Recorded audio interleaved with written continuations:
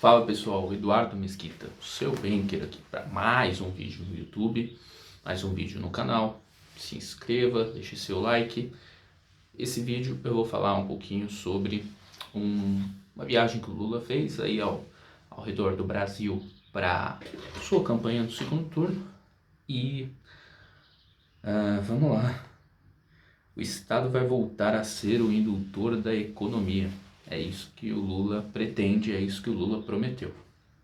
Vamos falar um pouquinho sobre o que isso pode ocasionar. Para isso, vamos voltar um pouco lá atrás, o primeiro governo Lula. Primeiro governo Lula, no primeiro ano, o Lula fez muitas políticas liberais, seguiu a cartilha da política liberal, mais ortodoxa, e os gastos do governo naquela época não foram tão robustos. Principalmente porque ele precisava controlar a inflação, para que assim os juros pudessem voltar a cair, para que também, diante de toda a confiança que ele poderia gerar no país com essas políticas, o dólar caísse. De fato, tudo isso acabou acontecendo com uma política econômica muito bem conduzida pelo ministro da Fazenda da época, pelo presidente do Banco Central e os componentes que ali estavam, beleza? No segundo mandato, principalmente por conta da crise nos Estados Unidos, crise de 2008, essas políticas foram um pouco abandonadas e o gasto do governo aumentou bastante, que é exatamente isso daqui. O Estado ser o indutor da economia. E por que isso foi feito lá atrás? Primeiro, porque políticas de esquerda, vamos lá, partidos de esquerda têm essa concepção de mundo de que o Estado precisa ser o condutor da economia para geração de empregos, aumento de salários e assim por diante. Então foi isso feito no segundo governo, principalmente para minimizar os impactos da crise econômica lá dos Estados Unidos, que acaba afetando todo mundo. Então, com a crise, o setor privado deixa de investir, afinal, quem é louco de investir, principalmente em empresas, etc., que são investimentos de longo prazo, fazer investimentos num cenário como esse, e aí, então, o governo acabou suprindo essa falta de investimentos do setor privado. O grande problema é que, quando as coisas vão se acertando, espera-se que o governo invista cada vez menos, reduza a sua participação para que o setor privado volte a crescer e investir no crescimento. Afinal, lembrando, processo inflacionário, a gente conhece que a inflação é o aumento dos preços, certo? E aí, se a gente pensa assim, quem aumenta os preços? Quem está na ponta? O vendedor, o empresário e assim por diante. Mas todo aumento de preço ele só acontece por conta de um determinado fator, que é a expansão monetária, ou seja, a impressão de dinheiro, vamos dizer assim, por parte do governo. Porque a demanda com o aumento de circulação do dinheiro, com mais dinheiro na economia, a demanda por bens e produtos vai acabar aumentando também. Pensa em você, quando você está ganhando um salário de X, o seu padrão de consumo é 1. Se você passa a ganhar X mais 1, muito provavelmente o seu padrão de consumo vai mudar. E provavelmente irá mudar para mais, certo? Haverá um aumento no seu consumo. Então, dito isso, o governo acabou, naquele momento, não diminuindo o seu gasto. E aí, um gasto do governo é um estímulo positivo, né, na economia. E aí, esse aumento de preços, como eu comentei, acaba acontecendo porque há mais dinheiro em circulação e a inflação acaba aumentando. Mas o grande ponto essa inflação ela pode não vir no ano que o governo está aumentando seus gastos. Ela pode vir mais para frente, porque sempre há uma defasagem. Nunca é assim, efeito, a causa sendo feita nesse momento e o efeito logo no dia, mês seguinte. Não, tem uma defasagem e a gente vai ver isso se mostrando na economia em um período posterior, beleza? E aí depois então veio o governo Dilma e aí pisou no acelerador na questão dos gastos do governo e aí as coisas degringolaram de vez, essa inflação veio com tudo ali por volta de 2014 e a gente sabe o resultado dessa história, beleza? E aí vamos lá, vamos ler aqui a informação que o Lula comentou referente a isso, tá? Então vamos lá. Isso foi lá em Maceió, Alagoas, tá? E aí ele afirmou: o Estado vai voltar a ser o indutor da economia. Ele vai retomar então obras do PAC, que é aquele Programa de Aceleração do Crescimento, para gerar empregos, aumentar o salário mínimo, financiar crédito para micro e pequenas empresas, tá? Vamos lá, brevemente, qual que é o problema do Estado se colocar como um garantidor de aumento do salário mínimo? Salários, quando a gente estuda economia, a gente aprende que salários eles devem aumentar, principalmente quando há também um aumento na produtividade. O que é a produtividade? É eu conseguir fazer mais no mesmo ou num menor tempo.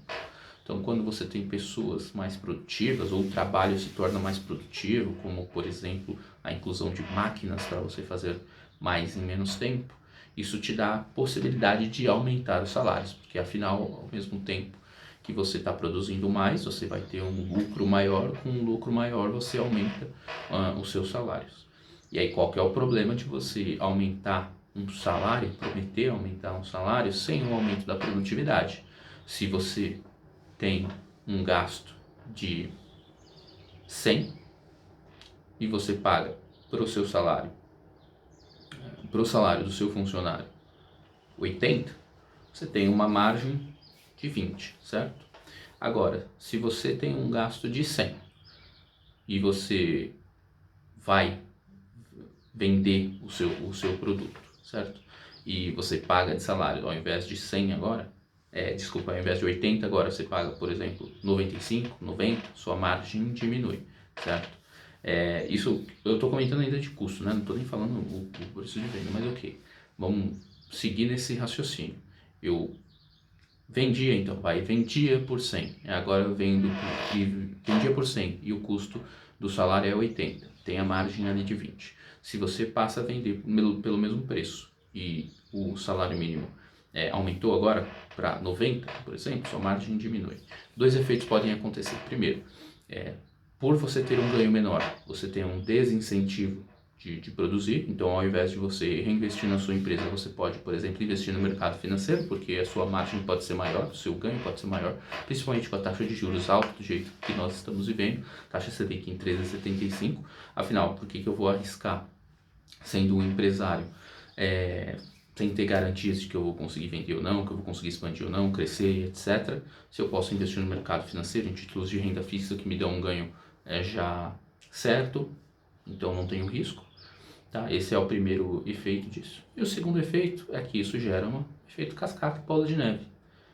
Então, se eu quero continuar produzindo, eu vendo por 100, agora minha margem diminuiu porque o meu salário eu fui obrigado a aumentar. O que eu vou fazer? Eu vou aumentar o preço do meu produto para que a margem continue a mesma, tá? Uma vez aumentando o preço, talvez não, certamente o produtor, o empresário, ele quer ter lucro também, certo? Então ele pode aumentar ainda mais para que o seu lucro também aumenta ou tenha um lucro crescente ao longo do tempo. O que isso vai ocasionar? Inflação. A inflação ela pode ser da mesma magnitude desse crescimento do salário, né? Pensando então só naquele funcionário que teve aumento do seu salário, como a inflação também pode ser maior. Então, no final, o efeito pode ser zero, pode ser positivo marginalmente, ou seja, o assalariado, mesmo com aumento do salário mínimo e aumento dos custos, ele ainda vai ter um ganho, porque o salário cresceu mais que os custos, mas também pode acontecer o contrário. A inflação subiu tanto que acabou comendo até esse aumento de salário que ele teve. Então, quando o governo é o propulsor da economia, diversas discrepâncias podem acontecer no mercado, disfuncionalidades que vai levar a economia por algum caminho que costuma não ser muito bom, ok? E aí, para fechar, o Lula disse também: não vamos privatizar a Petrobras, não vamos privatizar os Correios, Banco do Brasil, Caixa, nem Banco do Nordeste. O Estado vai voltar a ser o indutor da economia. O salário mínimo vai aumentar todo ano, o aposentado vai ser tratado com respeito, vamos gerar emprego e vamos acabar com a fome nesse país. Vamos começar retomando quase 14 mil obras do PAC, que foram paralisadas depois do golpe contra Dilma. Vamos recomeçar essas obras para gerar milhões de emprego. Vamos ter crédito para agricultor familiar. Então aqui está tudo praticamente o que ele tem a intenção de fazer, que é não privatizar nenhuma empresa estatal, salário mínimo então voltando a crescer todo ano, podendo gerar todos esses efeitos negativos na economia, como eu comentei, porque afinal não existe um almoço grátis, tá? Se você não segue a linha de crescimento de salários através do aumento da produtividade, vai acabar gerando um efeito negativo, certamente. Isso pode não vir agora, pode vir só depois. E aí por isso que o cálculo político é diferente, né? Porque se não acontece no meu governo, então não tem problema nenhum. E vamos acabar com a fome nesse país. Aí questão de auxílio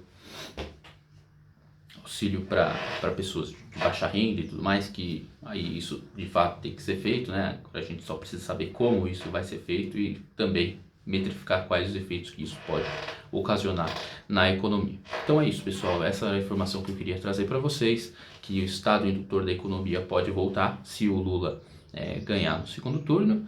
E aí isso até conflita um pouco com a questão de políticas liberais que o mercado tinha gostado, até porque ele se mostrou bastante próximo de economistas liberais e etc.